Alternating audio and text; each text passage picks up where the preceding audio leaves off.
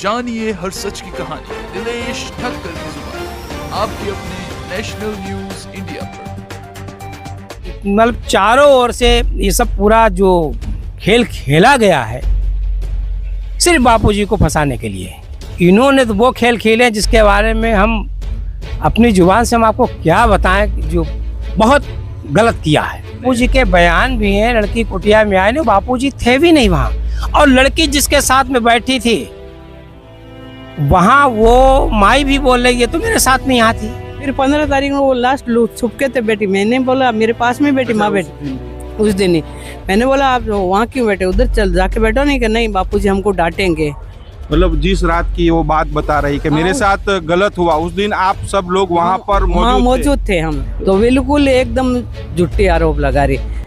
शाम को 7 बजे से 12 बजे तक वो मेरे माताजी के पीछे छुप के बैठी थी जस्ट पास में, तो इस प्रकार की कोई घटना घटी नहीं। देखा जाए तो घोर कलयुग जिसको बोलते नहीं कि उसके प्रत्यक्ष प्रमाण हैं ये, जहाँ सत्यता को पूर्ण रूप से खत्म कर दिया गया। तो महाराज जी ने जो बात बताई उस पर आप लोगों की क्या राय है? आप लोग भी वीडियो के कमेंट बॉक्स में जाकर आप लोग भी अपनी राय अवश्य रखिएगा। पहली बात तो ये बहुत विचारनीय चीज़ है कि जैसे जो लोग बताया गया था कि इन लोगों ने उनको पास लड़की को भेजा था, वो सब निर्दोष बरी हो जाते हैं, और जो वास्तव में जो वहाँ पर बापूजी कुटिया के अंदर थे ही नहीं, ये सबको पता है कि बापूजी कहाँ थे। एक शादी समारोह में बैठे हुए थे। मतलब चारों ओर से ये सब पूरा जो खेल खेला गया है सिर्फ बापूजी को फंसाने के लिए, बाकी किसी के लिए नहीं। और उसी केस उसी खेल में निचली अदालत ने मतलब सारे सबूतों को नज़रअंदाज करते हुए उनको मृत्यु पर्यंत की सज़ा सुना दी, और वही फैसला दूसरी अदालत दे रही है। मतलब ये भी नहीं देखा है कि उनकी उम्र का भी लिहाज नहीं किया गया, और अन्य चीज़ें जो सबूत जो थे वो स्पष्ट थे कि बापू जिसमें वहाँ मौजूद नहीं थे। वो तो बापूजी के भी बयान है कि लड़की कुटिया में आई नहीं, आई नहीं। बापू के बयान बापूजी के बयान भी हैं, लड़की कुटिया में आए, बापूजी थे भी नहीं वहाँ, और लड़की जिसके साथ में बैठी थी वहाँ वो माई भी बोल रही है तो मेरे साथ में यहाँ थी। तो ये सब कहाँ से सब बन गया, कैसे बन गया, कैसे खेल हो गया, ये तो वास्तव में मतलब देखा जाए तो घोर कलयुग जिसको बोलते नहीं कि उसके प्रत्यक्ष प्रमाण हैं ये, जहाँ सत्यता को पूर्ण रूप से खत्म कर दिया गया है। और विजय किसकी हो रही? झूठ की, असत्य की। पर ऐसा होगा नहीं भाई। जो निर्दोष सताए जाते हैं, और फिर बापू जैसे उनको तो क्या लेना क्या देना इस दुनिया से। वो अगर आज भी समाज के बीच में ना आते तो कोई उनके फर्क पड़ने वाला नहीं था। आत्म साक्षात्कार होने के बाद साक्षात ब्रह्म का स्वरूप जो हो जाता है, आजकल गुफाओं में जाकर के अपने पड़े मस्त रहते हैं, क्योंकि भगवान जब जब धरती पर किसी न किसी रूप में अपना अवतार होता है ना, वो इस जनता का कल्याण करने के लिए ही आता है।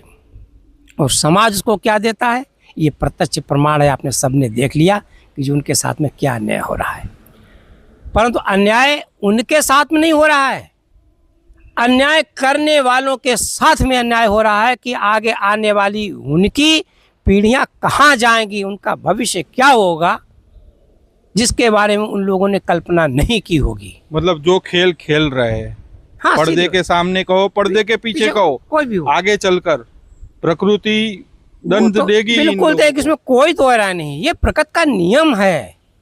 जब सरकार छोटे छोटे मामलों में आदमी को दंड दे देती है, ये तो सरकारों की सरकार है भाई, जहाँ से सारी सृष्टि चलती है उसकी सरकार है, तो वहाँ बचना नामुमकिन है। भले लोगों समझ में आए या आज ना आए, पर वो तैयार रहे आने वाले भविष्य में ये सब जो कर रहे हैं उसका फल भोगने के लिए प्रकृति उनको माफ़ नहीं करेगी, और उसका दंड उनको भोगना ही पड़ेगा। और यहाँ भोगेंगे, वहाँ स्वयं भोगने के अलावा 21 पीढ़ियाँ बर्बाद हो जाती, नरक में चली जाती।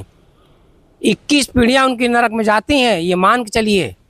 जैसे 21 पीढ़ियां संतों के दरबार में आने से तर जाती हैं, मुक्त हो जाती हैं, ऐसे पापाचार करने वालों की 21 पीढ़ियां नरक में चली जाती हैं। और बहुत तो ऐसे ऐसे शास्त्रों में वर्णन है कि उनको मनुष्य शरीर भी नहीं मिलते हैं, जीव जंतु के शरीर भी नहीं मिलते हैं, वो ऐसे तपाए जाते हैं।